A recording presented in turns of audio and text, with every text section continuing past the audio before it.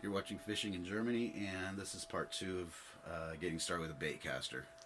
And this section, I'm going to cover the different ways, the most common ways of casting with a baitcaster.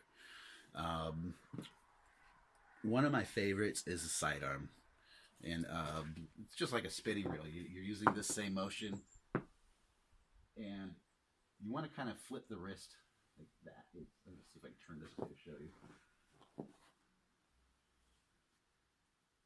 So pick a target. I'm going to aim like straight ahead at the wall.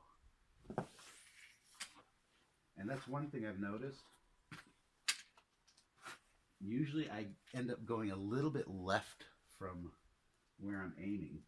So when you see that, you kind of learn to compensate. Just like if you're using like archery or something. And see how close you can get that. In the last video I was demonstrating how to get a bird's nest, not really getting one, and so of course I forgot to tighten the tension wheel, and I'm getting some now. Small ones though, not a big deal. So that's your sidearm cast. That's the one I find I use the most. Here is, I don't even know the name for it. This is to get a little bit more distance and power, and sometimes it's a tighter area where I don't have as much room to pitch back. And what I'm actually going to do is the tip of the rod, I'm going to spin it like that. Not several times, just one time. So I'm going to give it a spin and then release. Scare the cat. So see, it goes, there's a lot more power behind that one. So in a tight situation where I'm trying to cast far, that one works really good for me. There's, of course, the overhead cast. Same as like a spinning reel, you know, it's just you're going to engage and hold with your thumb.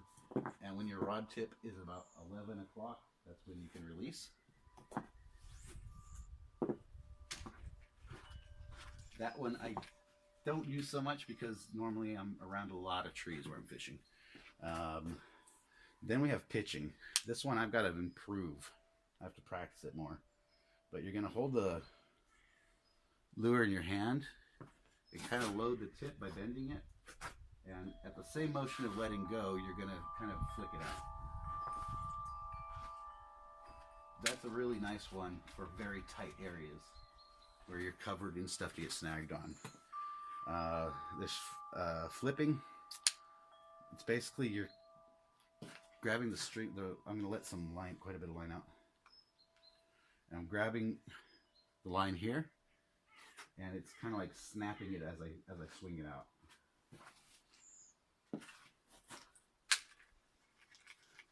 So those are your main ones. Our sidearm cast. This one I don't even know the name of it, where I'm spinning it. Oh, bird nest.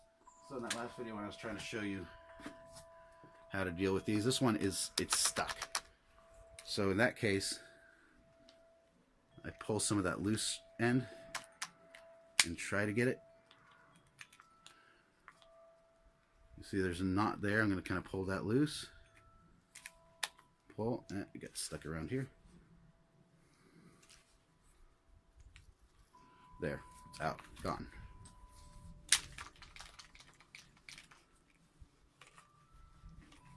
So we had our sidearm where I got to do this motion, just swing it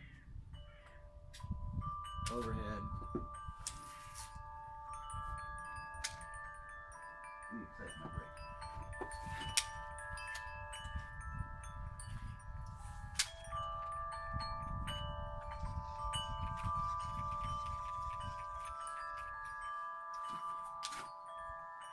Pitching.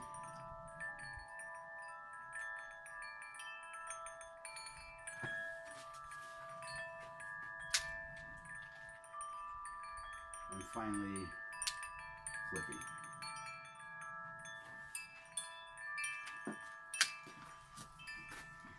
You know, because at overhead, I don't get a lot of chance to use that. It's going to be probably the easiest one, except it takes a little practice with the weight of the lure to get it to go where you want. But usually when I cast overhead, it kind of arcs, and it takes longer to get there. If I want to get to a spot really fast, say I just see a fish boil there, the sidearm is a lot quicker. And what's really cool with the sidearm cast is if you practice with it enough, I don't think I can get that effect here because it's snow, it's not hard enough. But just like you're skipping a stone on water, if you cast at that angle, you can get the lure to skip, which can trigger a fish to attack. And maybe you can see it sort of bounced that way. So I'm casting pretty much like as parallel, just like skipping a stone, like as parallel as I can with the surface of the water, so it bounces. That's it. Those are the main ways to cast with a baitcaster. And I mean, if some of you guys are watching this that are more seasoned using a baitcaster and have any advice, I'm all ears. Hopefully I'm not showing you any terrible advice, but this is what's worked for me. And I find the more and more I use it, the more I enjoy using it. And like I said, if you can start off with a cheap one, see how you like it, and from there, sure, you can upgrade, you know, but I wouldn't just jump into buying a really expensive one. For me, as I said, I don't do a lot of lure fishing. It's nice to do in the cold weather just to keep warm, but I found it's a lot more active around early fall, summertime. You know, the fish are more active for this kind of fishing, but there's no rules to it. Thanks for watching. Please remember to hit subscribe and like if you feel inclined to do so. That's it for today.